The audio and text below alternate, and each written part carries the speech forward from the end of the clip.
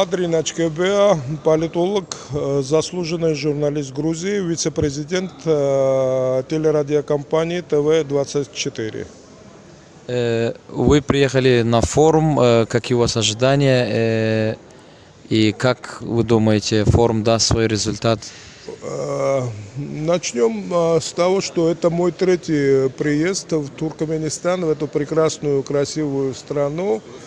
Вы знаете, для меня, как политолога и эксперта, появление форума на территории Туркменистана не было неожиданностью, потому что Туркменистан именно является одним из лидеров таких инноваций, международных встреч, собраний. Для этого у него есть прекрасные условия.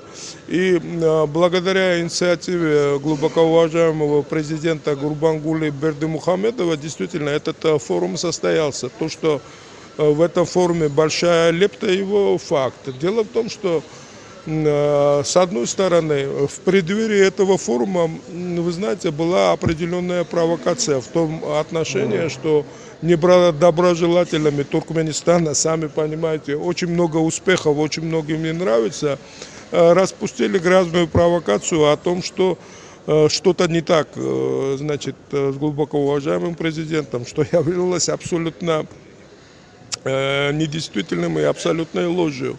Я считаю, что это была одна из попыток, таких маленьких попыток, помешать вот этому форуму. Но, как мы видим, форум прекрасно был организован со своими выставками, со своими почетными грузями.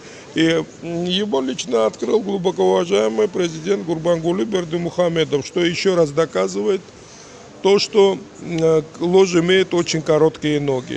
Я желаю вашему сайту больших успехов, процветания, а братскому туркменскому народу исполнения всех желаний и благоденствия. Спасибо вам большое.